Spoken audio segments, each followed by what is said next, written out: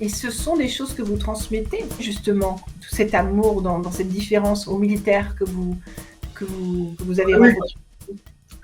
la meilleure façon de transmettre, c'est la vertu de l'exemple. Le chef a toujours en tête, non seulement au combat, mais dans la vie de tous les jours. Je vais vous dire, hein, vous ne répéterez à personne, mais il m'est arrivé de tricher en situation de commandement. Mais jamais, jamais, je n'ai été bénéficiaire du moindre copec. Quand on est face à un mur infranchissable, l'administration, au sens large, quelquefois, il faut prendre ses responsabilités. Car quand on sait qu'il y a une injustice flagrante qu'on ne peut régler par la voie illégale, mais quelquefois, on met le pied sur la ligne blanche, comme pour doubler un cycliste sans le faire tomber. Voilà. Donc, la vertu de l'exemple. Et puis, rétrospectivement, je me suis rendu compte que j'ai eu souvent les bons réflexes. Pourquoi? Parce que je suis chrétien, je suis catholique, je ne demande personne de l'être comme moi, mais je me suis rendu compte que mon éducation de départ m'avait enseigné des principes que j'ai appliqués sans même m'en rendre compte. L'armée est une grande famille, j'ai déjà dit. Euh, Quand le chef, vous voyez, la Légion étrangère est l'archétype de la famille. Pourquoi? Je ne sais pas si vous connaissez l'établissement du Piloubier en Provence. L'établissement, en gros, ce sont les invalides des légionnaires.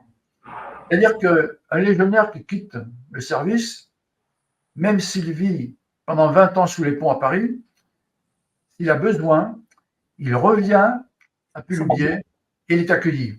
Et alors, ce qui est extraordinaire, d'abord, il faut savoir que cet établissement a été acheté par les officiels de Légion qui ont payé eux-mêmes les murs. Eux-mêmes.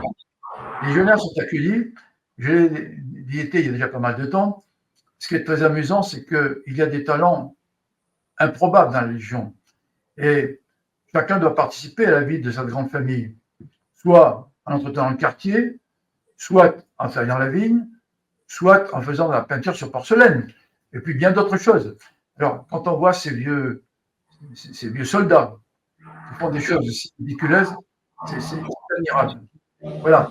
Et la Légion, en plus, est l'archétype de l'intégration et de l'assimilation de gens qui viennent de partout. Et là, on peut démontrer que dans l'armée, il y a des règles et des codes aussi, surtout des règles qui donnent le résultat. Quel que soit, alors, nous ne prenons pas, hein, celui qui a un crime de sang sur la conscience n'est pas accepté dans la Légion, comme quelquefois on le dit. Mais ça a permis à beaucoup qui étaient en perdition de se rapprocher. J'ai eu comme ça, personnellement, 2 cas que je cite rapidement. J'étais chef de corps, j'avais un garde-caisse à l'époque, un appelé, qui avait été inculpé pour hold-up, cambriolage, je ne sais pas son nom. Et puis à l'infirmerie, j'avais un gars qui avait été également condamné pour trafic de drogue et les gens de sa famille étaient encore en prison. Alors, qu'est-ce que j'ai fait? J'ai convoqué mes de l'ASCAR, un après l'autre, et je leur ai mis un marché en main. Et soit je vous sors immédiatement de vos postes actuels et je vous aurai à l'œil, ou alors on passe un contrat oral, vous me donnez votre parole que si je vous laisse là où vous êtes, vous ne trichez pas, je vous aurai à l'œil. Eh bien, quand je suis parti, que j'ai quitté mon commandement, il y en a un qui était gradé et l'autre qui voulait engager. Ce que je veux dire, c'est que le chef, à partir du moment, on parle quelquefois dans un régiment, le père du régiment, le colonel, le père du régiment. C'est un peu ça, c'est une grande famille. Si le chef est exemplaire, ça marche. L'armée est un ensemble de grandes familles et de plus petites. Attention, je ne parle pas de familles grandes à la sauce du Hamel. Vous vous souvenez, non?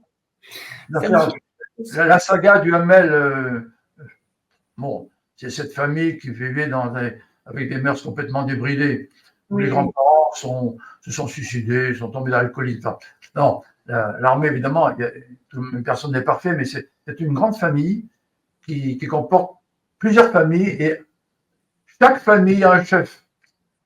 comme ce devrait être d'ailleurs dans la société. Ça, c'est un autre sujet. Je suis d'accord avec vous. Donc, en fait, pour revenir à l'amour, parce que ça, c'est tout ce que vous venez de dire, c'est également de l'amour.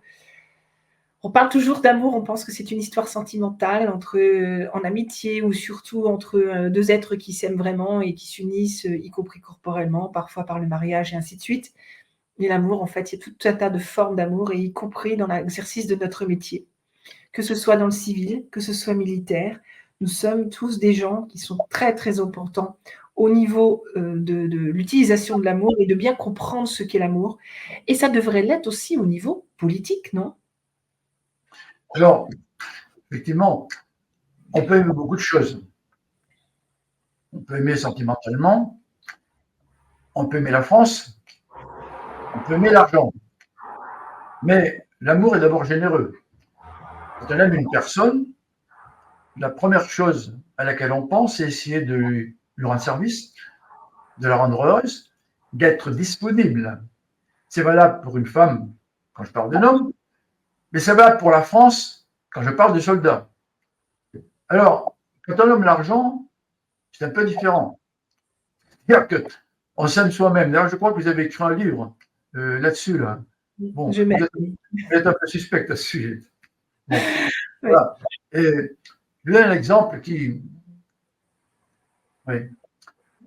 Est-ce que notre président aime vraiment les Français? Est-ce qu'il a sens de l'État?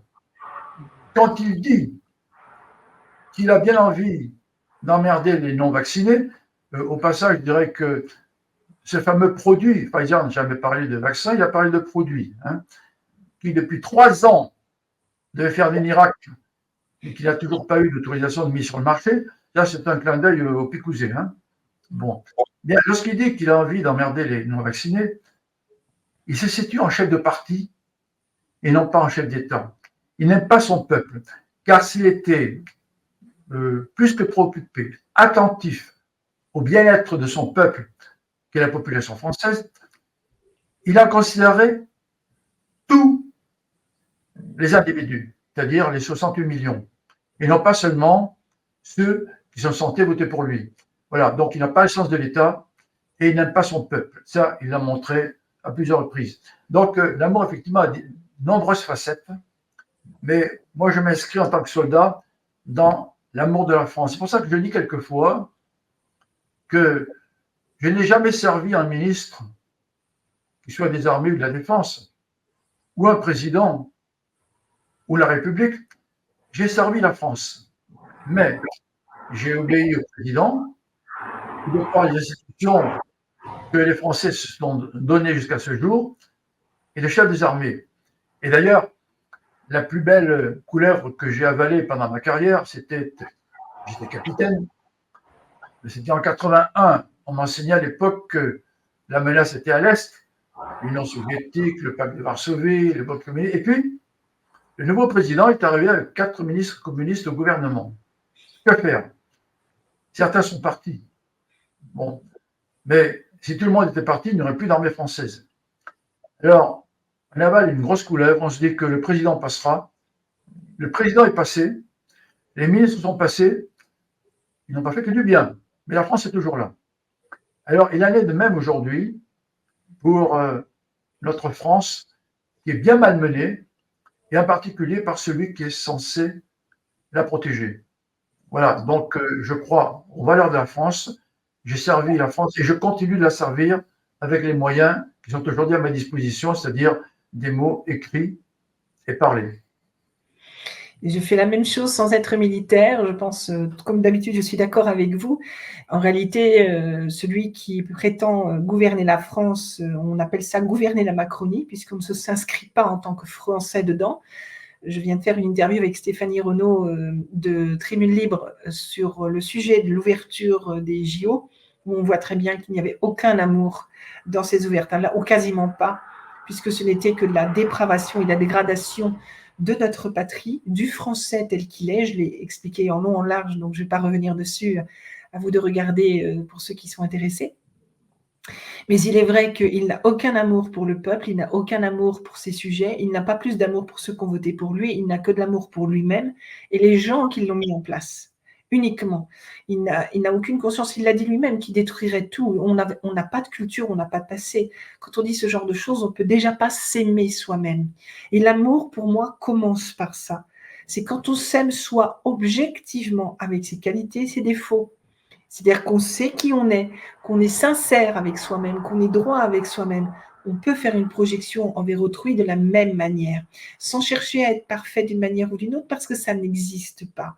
Et ça ne sert à rien de chercher la perfection, parce qu'on s'ennuierait si nous étions tous parfaits, simplement en s'acceptant tel qu'on est. Et si les autres ne veulent pas nous accepter tels que nous sommes, c'est pas très grave, mais ça ne veut pas dire pour autant qu'on doit nous rejeter, ou qu'on doit nous mettre de côté, ou nous insulter, etc. De toute façon, quelqu'un qui insulte, c'est une personne qui ne s'aime pas elle-même parce qu'elle commence par s'insulter elle-même. Et l'amour, pour moi, commence déjà par cela. Prendre à s'aimer, c'est super important. Et en effet, je l'ai décrypté dans mon livre « Je m'aime », c'est en effet cela. Et je pense que c'est sur ces paroles que nous pourrons conclure cet entretien et je vais vous laisser la conclusion, si vous permettez, Général. Oui, je pense